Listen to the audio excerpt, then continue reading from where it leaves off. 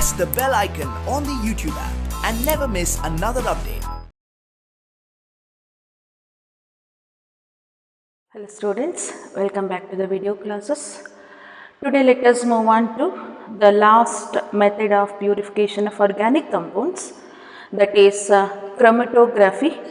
In chromatography, as I said, the principle behind this is the degree of adsorption of individual components through a stationary phase under the influence of mobile phase. So in this method, there are two phases. One is stationary phase, which is fixed. Another one is the mobile phase. And stationary phase, we can use either silica gel or alumina, and even we can use cellulose. Whereas the mobile phase is the solvent, or you can take mixture of solvents also. Now here the differential movement of individual components of a mixture which is present in a organic compound, the differential movement of individual components we have to consider. The differential movement of individual components through a stationary phase under the influence of mobile phase is the principle behind the chromatography, the process of chromatography. And again it is classified into two types. Adsorption chromatography. As I said in the previous class, adsorption is nothing but accumulation of molecules, either liquid or the gaseous molecules, on the surface of solid. The surface of the solid which provides for the accumulation of liquid or the gaseous molecules, and that is called adsorbent, and the molecules which get accumulate on the solid surface is called adsorbate. So the first one is adsorption chromatography, second one is partition chromatography. So this classification is based on the physical state or the adsorption of the components between two different phases. So depending on the nature of the phases, we can classify it into two types: adsorption chromatography and partition chromatography. In adsorption chromatography, we have two types. First one is column chromatography, second one is thin layer chromatography, and it is also called TLC. It is also called TLC. Now, in column chromatography, so this is a mixture of organic compound which is to be separated, and this is the solvent, and this is the stationary phase. So in this column chromatography, the mixture of organic compound to be separated is placed in a column, and this column is packed with stationary phase, say silica gel, and the solvent, mobile phase, it is also called eluent, is allowed to pass through this column which is packed with stationary phase.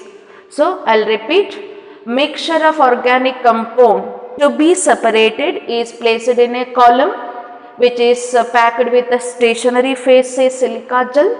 Now the solvent or the eluent is allowed to pass through this column, so that what happens, the components present in the mixture forms a different columns here. First, it for A forms a separate column from that of B and C.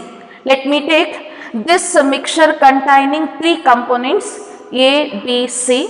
First, the component A is gets separated near the top, correct, and left with B and C, and later on the different columns are formed by the components A, B, C.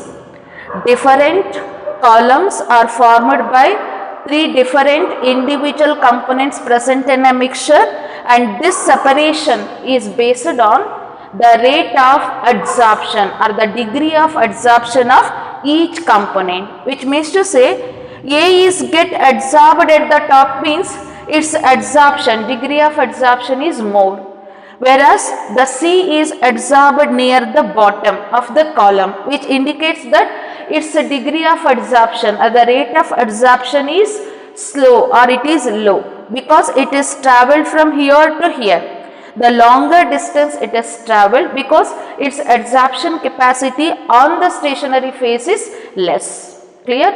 Once the solvent is allowed to pass through this column, the different columns are formed by individual components based on the adsorption, the rate of adsorption, or the degree of the retention of these components on the stationary phase. So the component which is more adsorbed is retains at the top of the column, and the component which has low adsorption capacity is retains at the bottom of the column. In that way, since the components form different columns based on the degree of adsorption, so the phenomenon or the chromatographic technique is called column chromatography. So formation of different columns by individual components based on the rate of adsorption, based on degree of adsorption, or based on their retention capacity, how fast they will retain on the stationary phase under the influence of mobile phase, because once the solvent is allowed to pass through this, so the solvent moves down in a column along with the components. It takes the components along with it, and it descends in the column. So as it descends in the column, the components forms different columns on a stationary phase based on their degree of adsorption, and this chromatography is called column chromatography. Okay, now let us move on to the second one called thin layer chromatography, and this thin layer chromatography is very simple. Here a thin layer of stationary phase is applied on a glass plate of suitable size. So this is the size of the glass plate on which we need to apply a thin layer of stationary phase. So thin layer means around 0.2 millimeter of thickness stationary phase is to be applied on the glass plate of suitable size, and this glass plate is called chroma plate. What it is called? Chroma plate which containing stationary phase, let it be silica gel.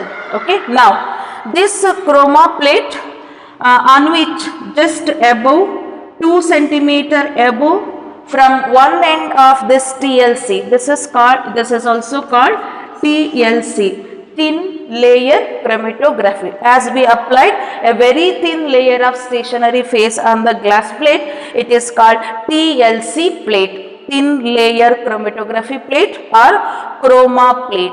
So in chroma plate, just above the 2 centimeter, above the one end of this plate, so this is called baseline. What is this called?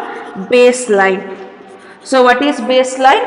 2 centimeter above at the one end of the TLC. Just a small spot of mixture of organic compound to be separated is placed 2 centimeter above at one end of the TLC. 2 centimeter above, and this is called baseline. On the baseline, we have to apply a very small spot of a mixture of organic compound, the compound to be separated or the components to be separated. So this is the baseline. So after the preparation of this TLC, we need to place this TLC in a glass jar which is completely closed with a lid and which containing very small amount of solvent. So this is the solvent or the eluent which containing very small amount of solvent, and this glass jar should be closed because the organic solvents are highly volatile. They may operate from the glass jar, and this is the baseline of TLC. Okay, now solvent, and this TLC is placed in a glass jar which containing a small amount of solvent or the eluent. Now what happens? This solvent moves up or it travels up in TLC. It travels up in TLC due to the capillary action of stationary phase. Let the stationary phase is silica gel. Silica gel. So we applied 0.2 millimeter of silica gel on this glass plate, and the stationary phase is silica gel. So because of the capillary action, the solvent molecules move up in a TLC. While moving, it takes the components. The components present in the mixture also move in TLC at one particular state. So the solvent moves from baseline to this much. This is the distance traveled by solvent. Because this solvent is highly non-polar, because it is highly non-polar, the distance traveled by a solvent is more compared to that of the individual component present in a mixture, because the solvent is highly non-polar. So this is the distance traveled by the solvent from baseline to here, whereas the component present in this, one component is here, another component is here, another component. So this is first one, second one, third one. So they get retained at a different distance. They get adsorbed on a stationary phase at a different distance. So this is the distance traveled by the one component. This is the distance traveled by the second component. This is the distance traveled by the third component. So depending on the distance traveled by the component, we can say that which is molar and which is polar and which is less polar. Here the component 1 is more polar, therefore it easily get adsorbed on the silica gel, because silica gel is also highly polar. Silica gel is also highly polar, therefore the component 1 easily retains on the silica gel just by travelling this much of distance, whereas the component 2 retains on the silica gel at this distance because it is less polar compared to that of the component 1. Whereas component 3 present in a mixture is very less polar compared to that of 1 and 2, because the distance travelled by the third component is more. The distance travelled by the third component is more. So when the eluent, that the solvent, when it travels up in TLC, components also move along with the solvent and they get separated. So the degree of adsorption or the rate of adsorption of different components can be determined on the basis of the formula. You can say the rate of adsorption of different components on the stationary phase can be given in terms of retardation value or retardation factor, that is RF value. You can also say retention factor. RF value tells about the degree of adsorption of individual components present in a mixture over the stationary phase. Means highly polar component get adsorbed very easily by travelling a short distance. Non-polar components are get adsorbed on the stationary phase by travelling a longer distance. So then what do you mean? What is this retardation factor? RF value indicates. So RF value is given by distance travelled by substance to the distance travelled by solvent. So it is the ratio of distance travelled by a substance from baseline to the distance travelled by a solvent from the baseline. So here let the distance travelled by this component, if it is x, and the distance traveled by the solvent, let it be y, then the RF value is given by x by y, x by y. Now, if the x by y value is, if it is 0.8 for first component and 0.2 for first component and 0.8 for third component, let it be. The RF value for the first component, let it be 0.2, and if we get the RF value for the third component 0.8, then what this RF value indicates?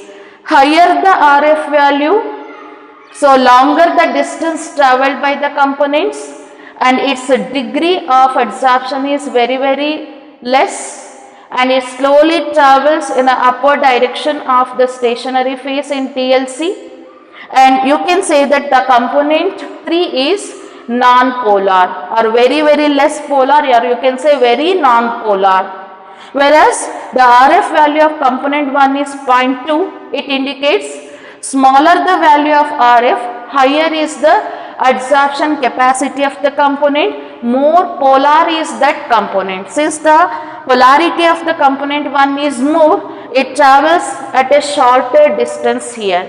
So this is the value called RF value. Higher the RF value, so longer is the distance traveled by the component because that component is highly non-polar. So smaller the RF value indicates shorter is the distance traveled by the component and its absorption, degree of absorption is more because that component is highly polar. Here the solvent moves in upward direction. It ascends in a TLC. It ascends in a TLC because of capillary action of silica gel. The silica gel sucks the solvent or the liquid, so therefore it travels in a upward direction in TLC. So this is about the thin layer chromatography that we can use to separate the components from a mixture, and even we can use it for the purification. And in this TLC, the stationary phase is solid and the mobile phase is liquid. This is very important. The stationary phase is solid and the mobile phase is liquid. Now let us move on to the third one, second type here, after adsorption chromatography.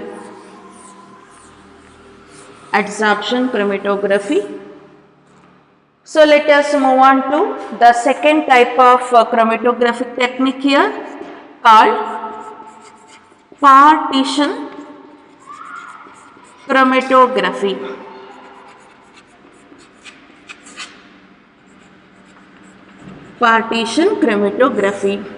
And it is also called paper chromatography.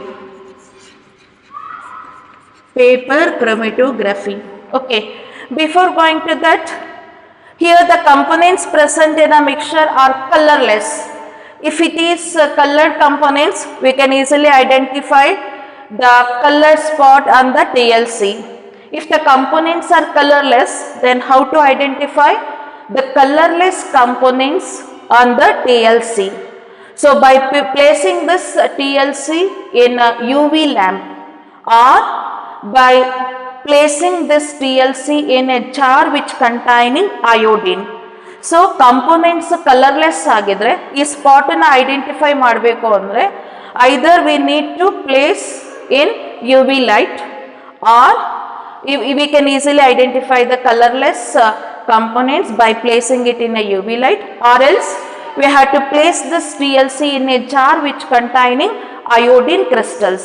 So iodine sublime ಆಗುತ್ತೆ ಅಂದ್ರೆ vapor state ಗೆ ಹೋಗುತ್ತೆ.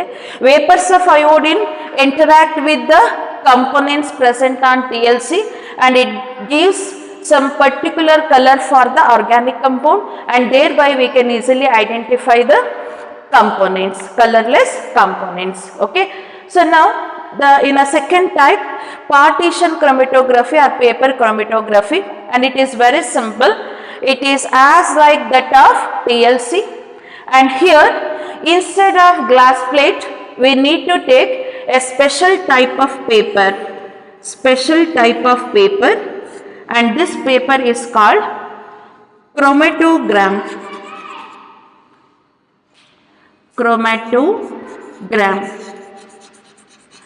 And it is a special type of paper made up of cellulose, and water is trapped in it. The cellulose paper containing water trapped in it, which consisting of water. So this is a special type of paper which is mainly used for paper chromatography. Hence, partition chromatography is also called paper chromatography. Instead of glass plate, just we need to take this chromatogram. It is a special type of paper. In the same way, we need to apply the mixture to be separated just 2 centimeters just above the end of one end of the paper, and this is a baseline. And again, we need to hang this, or we need to suspend this in, we need to suspend it in a glass jar containing solvent here.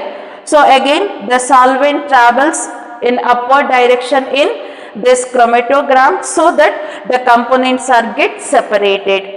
So then, what is the difference between TLC and the paper chromatography then?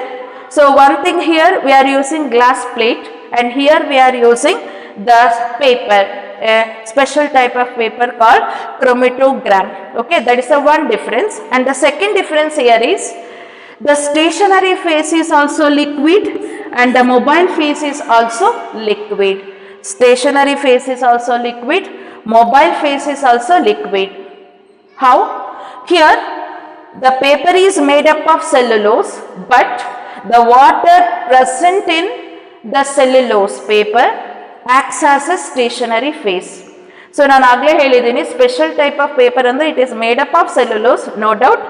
But stationary phase ಆಗಿ act ಮಾಡೋದು cellulose ಅಲ್ಲ ಇಲ್ಲಿ, the water which is trapped in cellulose paper. Hence, liquid is a stationary phase and the mobile phase is also liquid. Both the stationary phase and the mobile phase are liquid here. So therefore, that is the very important difference between thin layer chromatography and the paper chromatography. Here, the stationary phase and the mobile phase are solid and liquid respectively, and in this case, the stationary phase and the mobile phase are liquid and liquid respectively. Water trapped in the paper acts as a stationary phase here.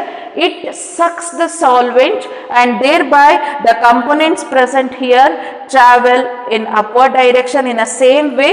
And if this is the case, then you can also call it as ascending chromatography.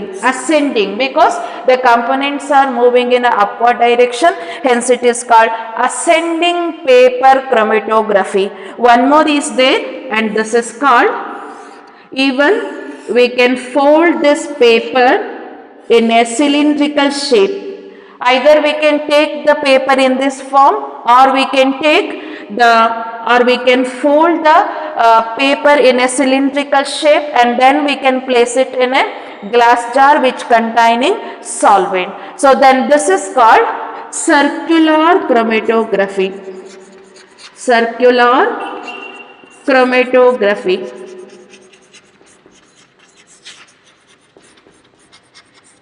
So if it is in this shape, then you can call it as ascending chromatography, because the components are moving upward direction, they are ascending in the stationary phase, hence they are called ascending paper chromatography. And if we fold the paper in a cylindrical shape, and this should be closed on each side here, two ends should be closed here, then it should be suspended in a glass jar which containing a solvent, as in a case of this. So then this chromatography is called circular chromatography. So the differential, that is partition chromatography, is nothing but the continuous differential partitioning of individual components of a mixture between two phases. Between two phases, one is stationary phase and the another one is the mobile phase. So the continuous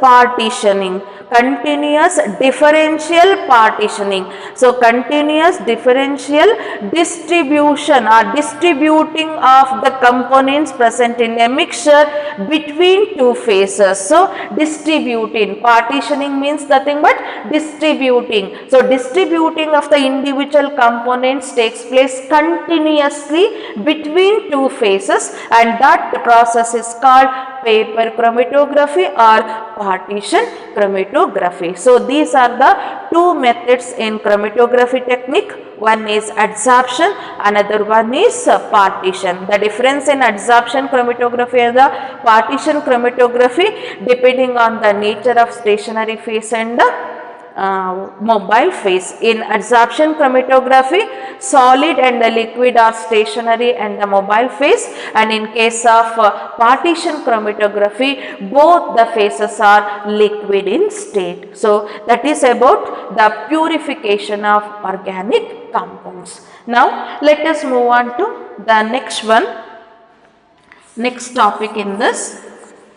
After purification, let us move on to the detection of elements.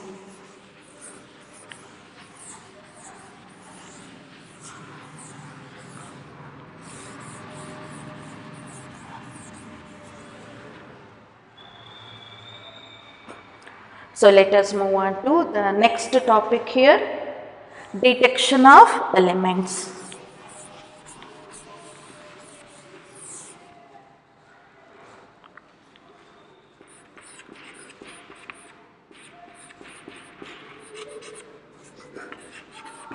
Detection of elements. So what are the important elements present in organic compound? Mainly organic compound contains carbon and hydrogen. Along with the carbon and hydrogen, organic compound also contain nitrogen, halogen, sulfur and phosphorus.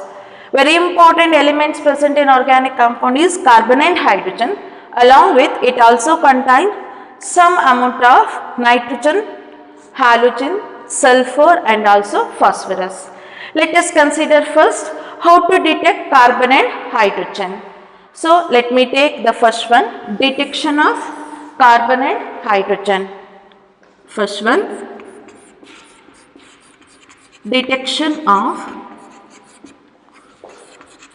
carbon and hydrogen by copper oxide method.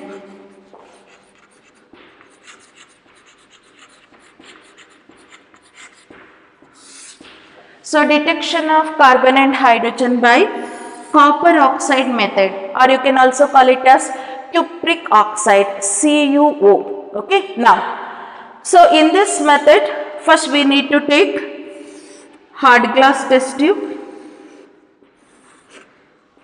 and this test tube is fitted with this delivery tube.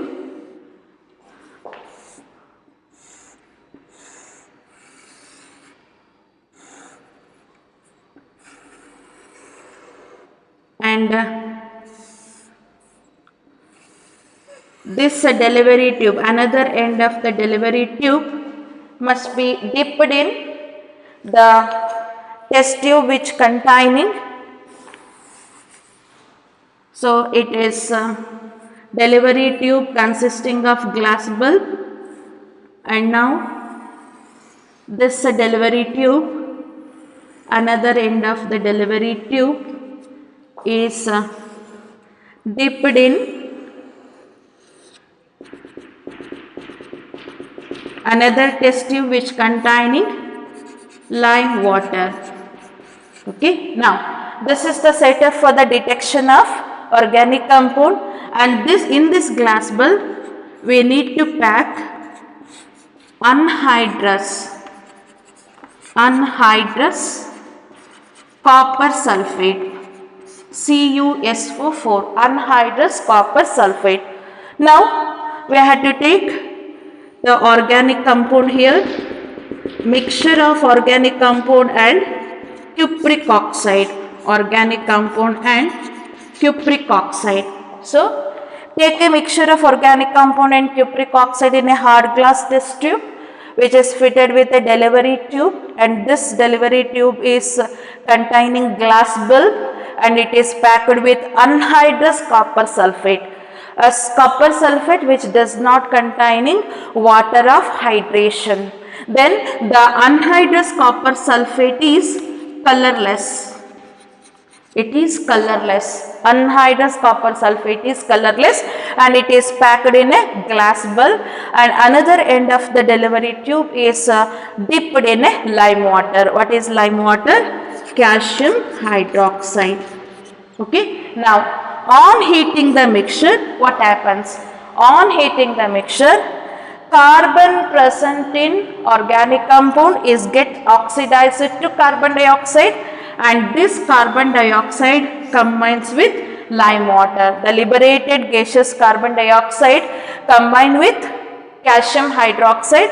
This is colorless. Once carbon dioxide reacts with calcium hydroxide, the lime water turns milky. It turns milky. Milky means it forms a slight precipitation. So carbon dioxide, when it is passed through this lime water, it turns milky. And the hydrogen present in organic compound gets oxidized to water vapor, and these water vapors, when it comes out of this hard glass test tube, it gets condensed in the glass bulb and it forms a water droplets. Andre illi hydrogen first oxidize ಆಗುತ್ತೆ. Oxidise ಆದಾಗ water vapours liberate ಆಗುತ್ತೆ. Water vapours hard glass test tube ಇಂದ ಹೊರಗಡೆ ಬಂದ ತಕ್ಷಣನೇ ಏನಾಗುತ್ತೆ? They get condensed, liquid ಆಗಿ convert ಆಗುತ್ತೆ. And the liquid droplets, liquid water, the water droplets which collect in the glass bulb, and these water droplets combine with anhydrous copper sulfate, and the anhydrous copper sulfate gets converted to hydrated copper sulfate. ನಮಗೆ ಹೆಂಗೆ ಗೊತ್ತಾಗುತ್ತೆ hydrated copper sulfate ಅಂತ ಹೇಳಿ? because colorless gets converted to blue color. ಯಾವಾಗ copper sulfate, colorless copper sulfate to blue color copper sulfate ಆಗಿ convert ಆಗುತ್ತೆ, then you can say the liberated vapor is water. It get condensed in a glass bulb and it combines with anhydrous copper sulfate, and so that the colorless anhydrous copper sulfate gets converted to hydrated, pentahydrated copper sulfate, and it is blue in color. ನೀವು ನೋಡಿದ್ದೀರಾ copper sulfate is blue in color, ಅದು pentahydrated ಆಗಿದ್ರೆ ಮಾತ್ರ. Anhydrous ಆಗಿದ್ರೆ ಏನಾಗಿರುತ್ತೆ? ಅದು colorless ಆಗಿರುತ್ತೆ. Then what are the reactions that we can write here? I'll write the reaction, and this is the principle behind the detection of carbon and hydrogen. Now the carbon present in the organic compound undergoes reaction in presence of cupric oxide. On heating gives carbon dioxide and copper. We need 2 moles here. See here, carbon gets oxidized to carbon dioxide, but cupric oxide gets reduced to copper. That you have to remember. In cupric oxide method, cupric oxide acts as an oxidizing agent, which helps in the oxidation of carbon to carbon dioxide, and so formed carbon dioxide combines with lime water, and lime water turns milky because of the formation of calcium carbonate with the formation of water. So ಯಾಕೆ colorless lime water turns milky? Due to the formation of calcium carbonate. And in a second reaction, hydrogen present in organic compound gets oxidized to water, whereas cupric oxide gets reduced to copper. Okay, hydrogen gets oxidized to H2O, cupric oxide gets reduced to copper. So formed water combines with colorless copper sulfate and it results in the formation of pentahydrated, blue color pentahydrated copper sulfate, and it is colorless.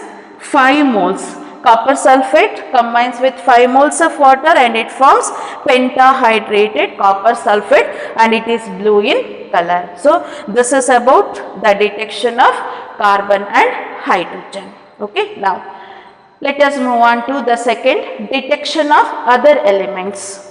Let me take detection of other elements.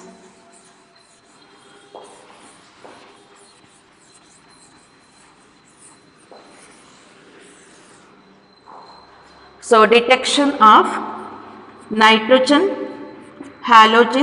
sulfur, halogen and phosphorus. After the detection of carbon and hydrogen, let us move on to the detection of nitrogen, sulfur, halogen and phosphorus by Lasigness test. By Lasigness test, or you can say sodium fusion extraction test. So you can abbreviate sodium fusion extract as SFE. So Lasigness test or sodium fusion extract test. So before the detection, first we had to prepare Lasigness extract or sodium fusion extract. Then how to prepare SFE? So preparation of SFE, sodium fusion extract or Lasigness extract. How to prepare Lasigness extract or sodium fusion extract? For that we need to take fusion tube. Fusion tube is a very small tube like that of the test tube, which is made up of thin glass, in which we need to take dry sodium. Okay, so just to heat this sodium in a fusion tube till it gets converted to gray color or a silver color globule. On heating dry sodium, it gets converted to silver color globule. After that, we need to add given organic compound. A drop of given organic compound if it is liquid, or very few crystals of organic compound if it is solid. After adding organic compound, it is heated slowly in the beginning and then strongly. Then the fusion tube becomes red hot. Now the red hot tube along with the components is dropped into mortar. This is called mortar. And we need to crush. This is the fusion tube. And this mortar which containing distilled water.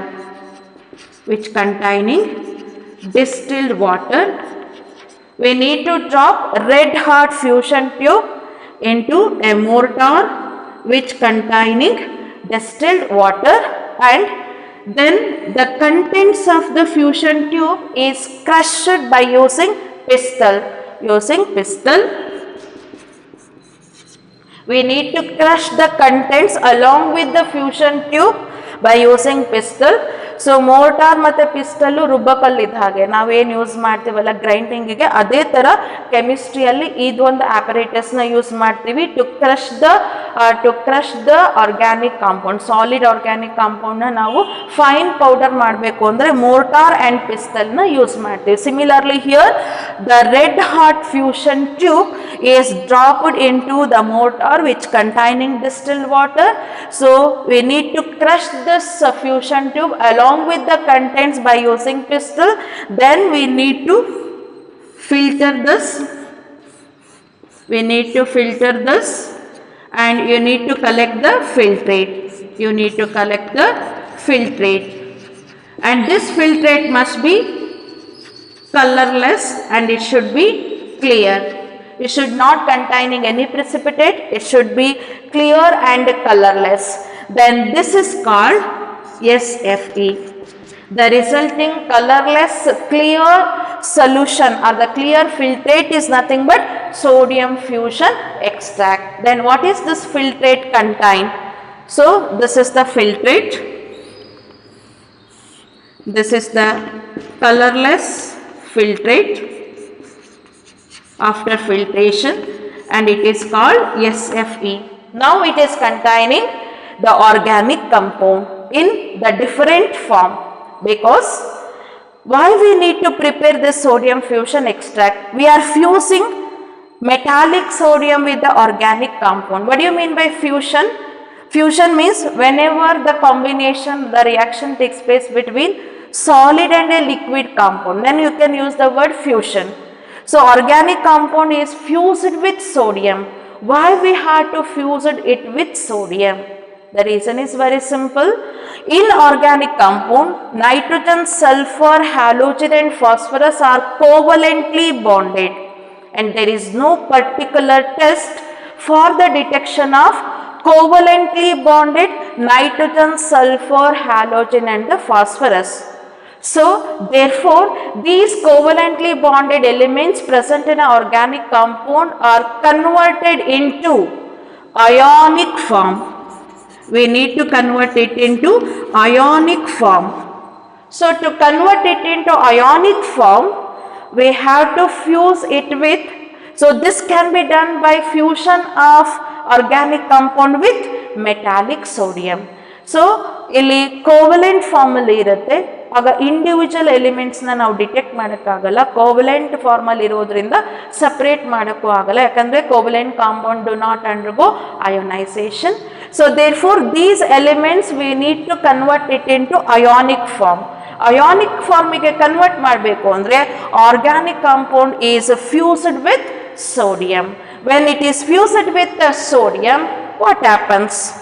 When the organic compound which containing these elements are fused with sodium, what happens? So, sodium combines with carbon and nitrogen present in organic compound. These two elements are present in organic compound. After fusion with sodium, it forms sodium cyanide. And you know that it is a salt. In aqueous solution, it gives a cyanide ion. It gives a cyanide ion. Similarly, when it is fused with organic compound containing sulfur, it combines with sulfur to give sodium sulfide. Sodium sulfide, and in aqueous solution, it gives sulfide ion. And this is cyanide ion. Cyanide ion, and this is sulfide ion. Sulfide ion. Okay. Now, when it combines with halogen, it forms sodium halide, and in aqueous solution, it gives halide ion. So, these three elements can be easily detected by using Lasigness test after preparing Lasigness extract. So, we can detect nitrogen, sulfur and halogen present in the given compound by using sodium fusion extract test or Lasigness test. So, during the preparation of SFE, the carbon and nitrogen combines. So, see here, while detecting nitrogen, carbon must be there in an organic compound. If there is no carbon in organic compound, we cannot detect the nitrogen. For example, hydrazine, NH2, NH2, hydrazine, and this is NH2CO, NH2, NH2CO, NH2. So, this is hydrazine, hydrazine. And this is semicarbazide. This is urea. You can detect nitrogen present in semicarbazide. You can detect nitrogen present in urea. These two are the organic compounds. But you cannot determine nitrogen present in hydrogen. What is the reason? Reason is that here there is no carbon. When there is no carbon, nitrogen does not convert it into cyanide ion. Because of that reason, to detect nitrogen present in organic compound, so the organic compound must contain carbon. Then only it is possible to detect the nitrogen. So, when sodium, during the preparation of sodium fusion extract, the carbon and nitrogen present in organic compound get fused with sodium and it gets converted to its ionic form. In aqueous solution, the sodium cyanide liberates cyanide ion, and if we conduct a test for cyanide ion, in turn it indicates the presence of nitrogen. So cyanide ioniಗೆ ನಾವು test ಮಾಡಿದ್ರೆ, in turn it indicates the presence of nitrogen.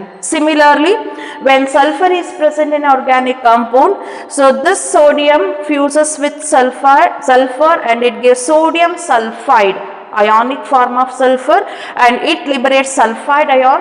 If we conduct a test for sulfide ion, in turn it indicates the presence of sulfur in a given organic compound.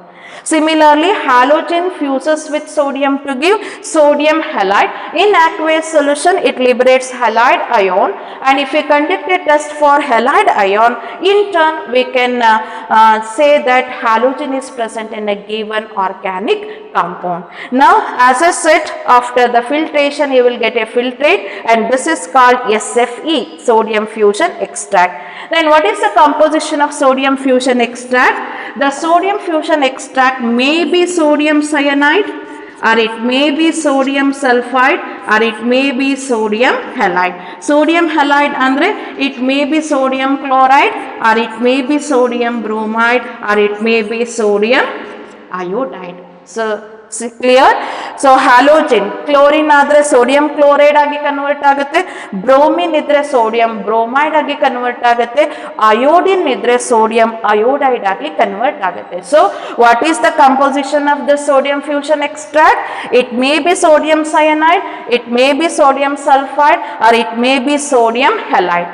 So in some cases the organic compound may also contain, or organic compound may also contain both nitrogen and sulfur.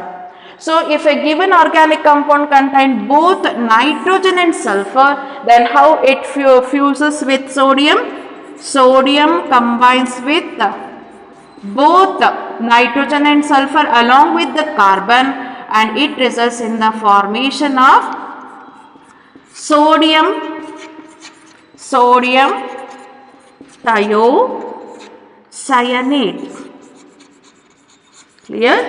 So if a given organic compound, if it contains both nitrogen and sulfur, then this is the composition of SFE.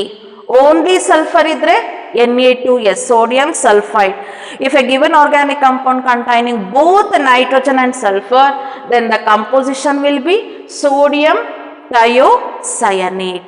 Sodium thiocyanate is the composition of SFE if an organic compound containing both nitrogen and the sulfur. So this is the preparation of sodium fusion extract. After the preparation of sodium fusion extract, by using this SFE, we can detect the nitrogen, sulfur and the halogen. Let us consider the test to detect nitrogen, halogen and sulfur by using this SFE, sodium fusion extract, in the next class. Okay, thank you.